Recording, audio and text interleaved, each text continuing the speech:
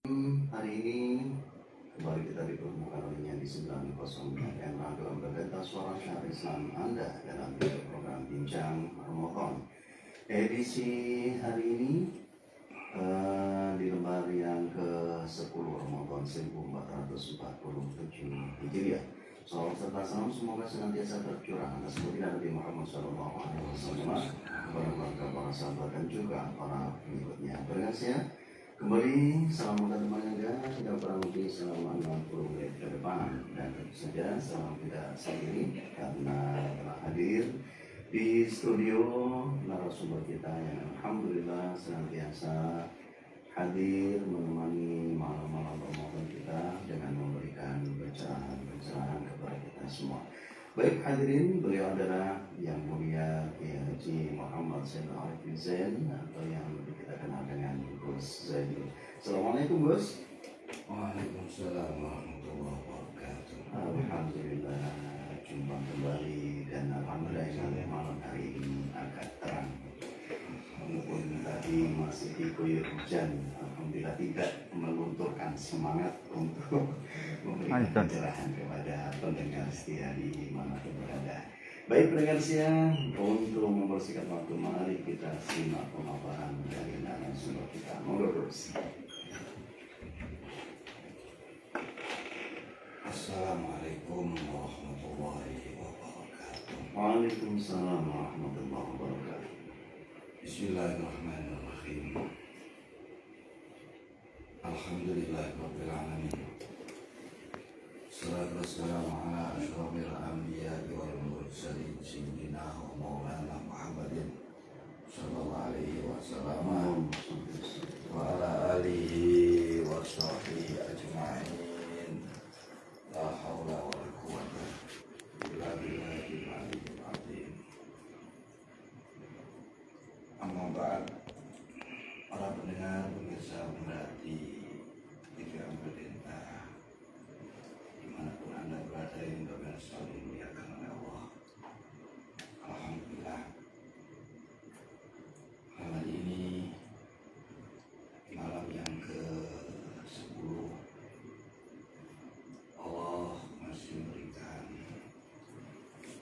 kesempatan dalam waktu serta kepastian masih bisa menghirup hawa nikmat, bisa mendapatkan limpahan rahmat Allah di 10 hari yang pertama, seperti yang disebutkan di dalam hadis Nabi sallallahu alaihi wasallam yang diriwayatkan oleh Imam Al-Baihaqi wa Ibnu Khuzaimah. Nabi Hurairah syahrul Ramadan awaluhu rahmah wa awsatuhu maghfirah wa akhiruhu jannah. Bulan Ramadan itu awalnya adalah rahmat, pertengahannya adalah ampunan, dan bagian akhirnya adalah kebebasan dari api neraka. Jadi 3 bagian ini berarti ada 10 hari yang pertama, fil ashril awal, fil ashril awsat, fil ashril akhir. Ini adalah hari yang terakhir di bagian yang pertama. Sebetulnya di antara ketiganya ini adalah semuanya istimewa. Dari seluruh bagian Ramadan adalah istimewa. Namun ada yang bertanya, di antara 3 bagian ini manakah yang lebih utama? Ada 3 pendapat dari para ulama. Pendapat yang terbanyak yang pertama adalah 10 hari yang terakhir, dengan alasan karena 10 hari yang terakhir ini yang kebanyakan malam-malamnya terdapat malam Lailatul Qadar. Ada yang berpendapat yang paling utama adalah 10 hari yang pertama. Kenapa? Karena yang pertama ini yang menentukan hasil akhir. Seperti yang dikatakan oleh Syekh Tajuddin Ahmad bin Athaillah di dalam kitabnya, man asyraqat bidayatuhu asyraqat nihayat. Siapa yang permulaannya itu terang, maka puncaknya pasti akan terang. Jadi awal ini menentukan hasil akhir. Kalau di awal ini sudah kita tidak menunjukkan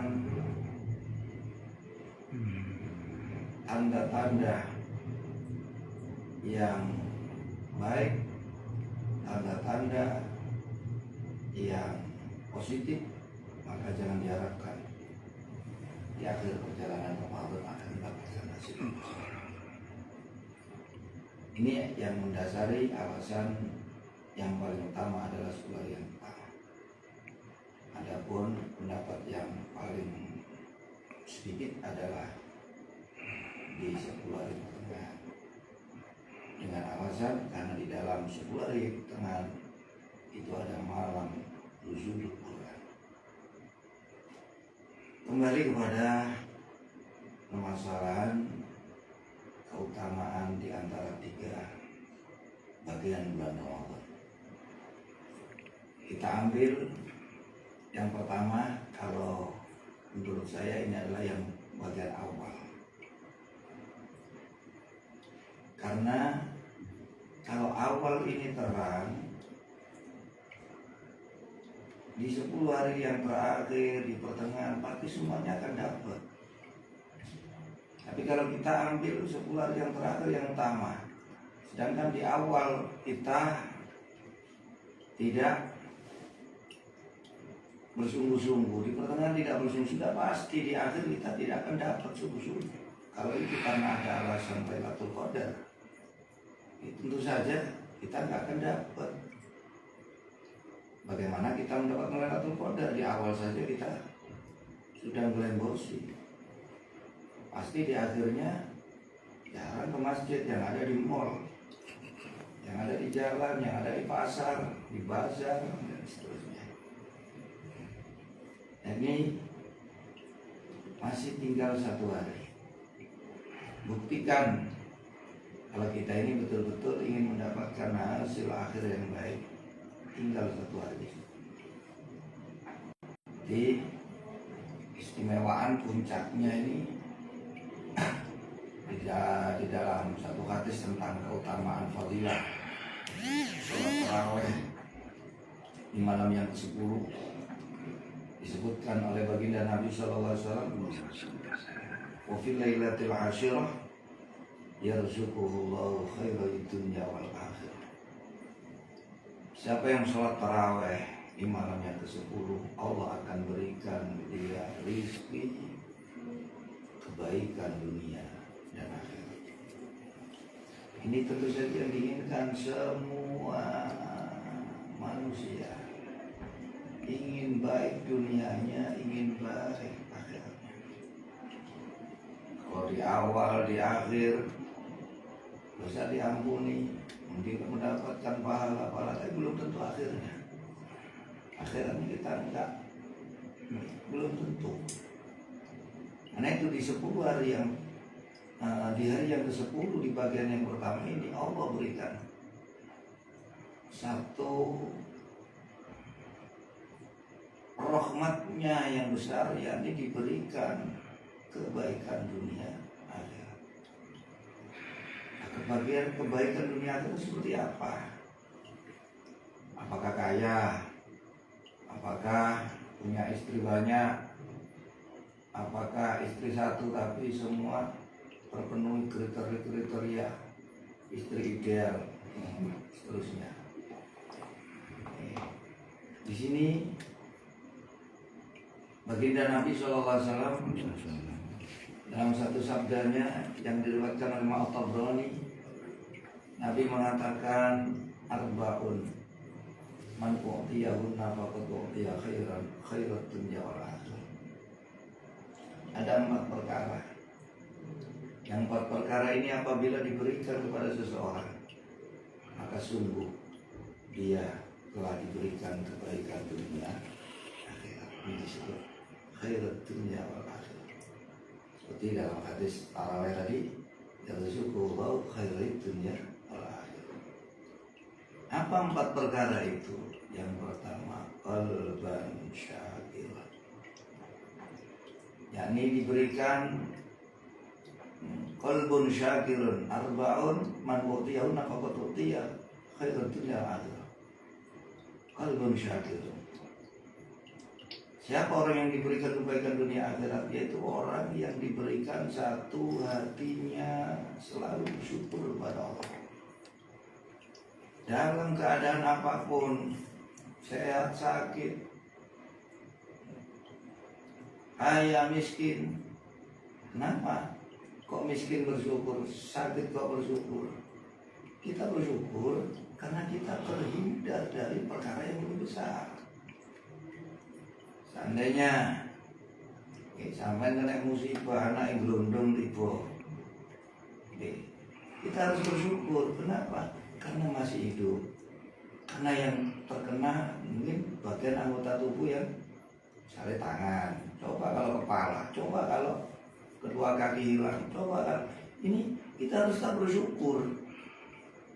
Kenapa? Sebetulnya Allah masih menghindarkan dari sesuatu yang lebih besar.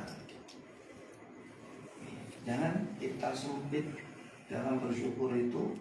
Kalau kita dapat nikmat yang kasat mata, padahal nikmat yang besar itu tidak kasat mata. Seperti seringkali kita melihat kenikmatan itu uang, jabatan, padahal tidak seberapa kalau kita bandingkan mata, tangan, telinga, mulut. Ada satu kisah di dalam kitab Ikhya, ada seorang yang diberikan fakir dalam waktu yang cukup lama sampai dia tidak kuat mengadu kepada seorang kiai, seorang alim. Kata si orang alim itu, maukah kamu kalau mata kamu ditukar dengan uang 10 juta? Ya tidak mau. Maukah kamu kedua tanganmu ditukar dengan uang 20 juta? Ya tidak mau. Kedua kakimu 20 juta, kedua telingamu 20 juta? Tidak mau. Iya, kamu masih punya mata, telinga, tangan, dan masih banyak organ dalam tubuhmu yang tak ternilai. Di mana inventaris Tuhan kamu yang masih ada pada dirimu ini dalam nominal yang tidak terhitung. Kamu hanya sekedar dikasih seperti itu, kamu mengadukan Tuhan kamu. Nah, di situ dia baru sadar, ternyata nikmat yang terbesar itu yang seringkali tidak disadari, tidak terlihat. Ini masih nikmat umum, mata, tangan, telinga. Belum lagi nikmat yang khusus, nikmatul iman, nikmatul Islam, nikmatul ihsan, nikmatul ilmi, nikmatul ma'rifat, nikmatul kansuh, nikmatul ta'at. Karena ini nikmat-nikmat khusus. Hanya orang-orang yang dicintai Allah yang diberikan nikmat. Tidak banyak, dari sekian banyak kita lihat berapa orang yang beriman. Dari sekian banyak orang, berapa orang yang sholat tarawih. Kita tidak bersyukur.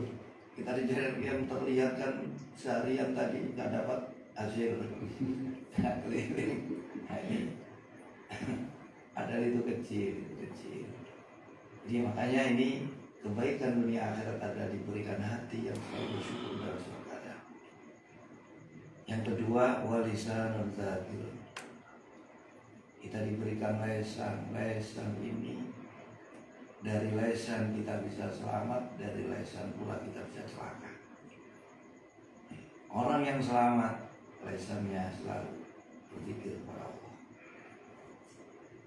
Nah, kenapa sih lesan yang diberikan Allah selalu berzikir ini orang yang diberikan kebaikan dunia akhirat? Karena yang paling banyak memasukkan manusia ke neraka ini adalah lesan. yang kedua kemakrufan. Ini yang dikabarkan baginda Nabi SAW. Suatu hari Nabi ditanya oleh seorang sahabat, ma aksarun nas ma aksarun nas ma yudkhilun nasa annar. Qala aktsaru ma yudkhilun nasa annar al-ajwaban al-famu wal farju. At-Tirmidzi.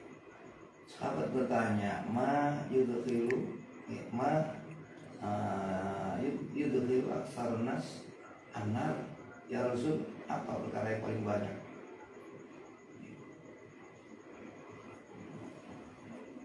Memasukkan manusia ke neraka. Qala Nabi menjawab, aktsaru ma yudkhilun nas annar al-ajwaban. Perkara yang paling banyak masukkan manusia ke neraka adalah dua lubang mulut dan lubang kemalu. Hanya orang yang diberikan lisan yang selalu berzikir kepada Allah, ini adalah orang yang diberikan kebaikan dunia. Yang ketiga, wa badanun alal bala'i sabir. Badan yang sabar dalam menghadapi setiap ujian, tetap tidak mengganggu ujian itu dalam ketaatan kepada Allah. Orang yang tetap istiqomah di jalan Allah dalam keadaan apapun. Ingat, selama kita masih hidup di dunia, kita tidak akan selamat dari ujian-ujian Allah. Jangankan kita, ujian yang paling berat bukan kita, orang yang dekat dengan Allah. Asyadun nas bala'an al-anbiya, sumal awliya, sumal solihin, sumal amsal fal amsal. Orang yang paling berat ujiannya itu ujian para nabi, para awliya, para syuhada, para solihin. Kemudian orang yang sebisa semakin dekat dengan Allah, semakin jadi ujian dalam kehidupan ini yang diberikan Allah tidak akan berhenti sampai kita wassalamualaikum. Iya, kalau ujian sekolah selesai, kita lulus kemarin landangan, nggak ada jaminan kerja, nggak ada, ya masih uang lagi kalau masuk kerja. Ya itulah yang terjadi di hampir semua negara, bukan hanya di negara kita. Jadi yang ketiga adalah tubuh yang selalu tabah, sabar dalam setiap menghadapi ujian-ujian Allah. Ujian apapun, jangan itu menghalangi perjalanan kita untuk mengabdi kepada Allah. Ingat, kita diciptakan hanya untuk mengabdi kepada apapun keadaan kita. Yang miskin, yang sakit, semuanya juga mengabdi. Makanya Allah di dunia ini sudah menciptakan makhluk yang nanti akan menjadi hujjah Allah di hari kiamat. Yang pertama, Allah menciptakan Nabi Sulaiman. Yang kedua, Allah menciptakan Nabi Yusuf. Yang ketiga, Allah menciptakan Nabi Ayub. Dan yang keempat, Allah menciptakan Nabi Isa alaihi salam. Nabi Sulaiman dijadikan kaya dan paling kaya. Nabi Yusuf dijadikan seorang budak, bukan hanya pegawai tapi budak. Nabi Ayub diberikan sakit yang sampai hartanya dihabiskan, istrinya meninggalkan semua, diberi sakit 7 tahun sampai mengeluarkan bau busuk, hanya tinggal kulit dan tulang. Nabi Isa dijadikan orang yang termiskin di dunia, bukan curi Iskandar. Rumah tidak punya, bapak tidak punya, istri pun tidak punya. Tapi semuanya tidak menghalangi mereka untuk beribadah kepada Allah. Makanya ini disiapkan Allah sebagai hujjah Allah. Nanti pada kiamat ketika Allah menginterogasi, memintai pertanggungjawaban dari hamba-hambanya yang saat itu di dunia. Sing suki alasan suki dibantah. Sulaiman gak kurang suki musafir. Alasan suki gak suka. Kon pegawai Yusuf iku budak ngladeni bangsawan sak Mesir ya gak ninggalno ibadah. Loro-loro musafir greges tok ae. Iki Ayub iki loro kaya ngene ya. Melarat alasan melarat gak ibadah. Nggih. Melarat musafiro sepeda motor duwe, omah duwe, bojo ya duwe, bapak duwe. Kalau Isa ya oleh Profesor Haji Isa.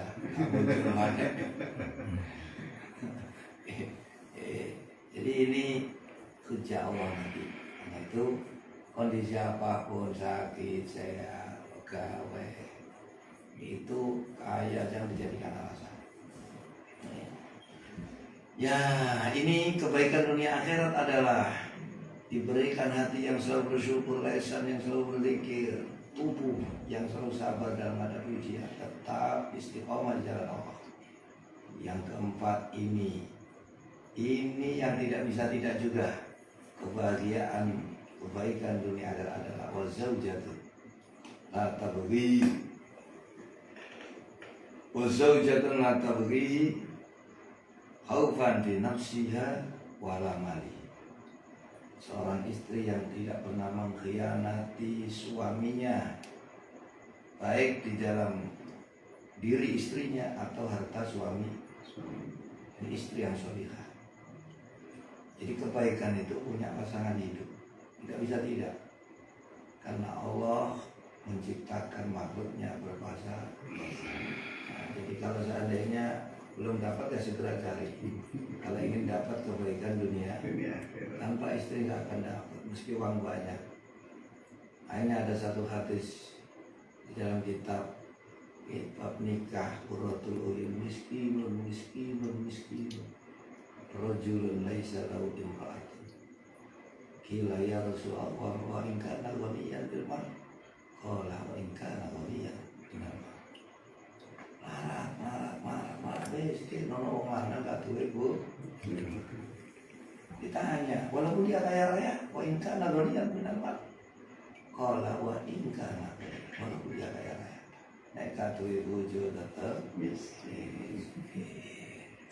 Jadi kebaikan dunia akhirat kita tak perlu, ini berat, semuanya berat. Namun bisa kita tempuh secara instan. Ini senengannya arek saya ini. Senengane uka-ukai lah kan tadi boleh instan tok ya. Ane klenek-klenek nih. Kak Soro tapi jos gitu. Ini Kak Soro lumayan terawih mau bengi, jadi seorang waktu nih sampai sebelum subuh.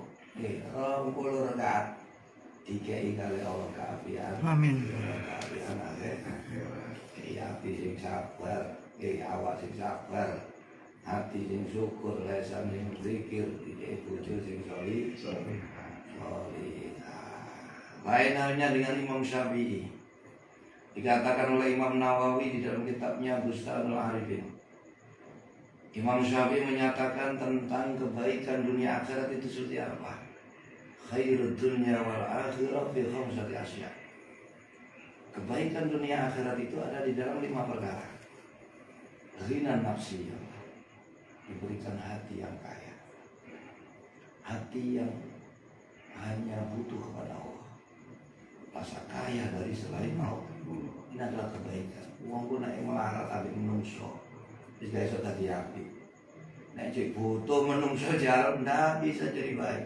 Enggak. Aneh, onok dawe, Ba'dul Arifin, la yadur ma'aghinan nafsi, ma'aghinal qalbi, fakrul kaisi. Tidak akan berbahaya melarati kantong nek dibarengi sugine hati. Tapi tidak akan memberikan kemanfaatan, justru malah memberikan bahaya. Nek kapan kantong suge dibarengi atine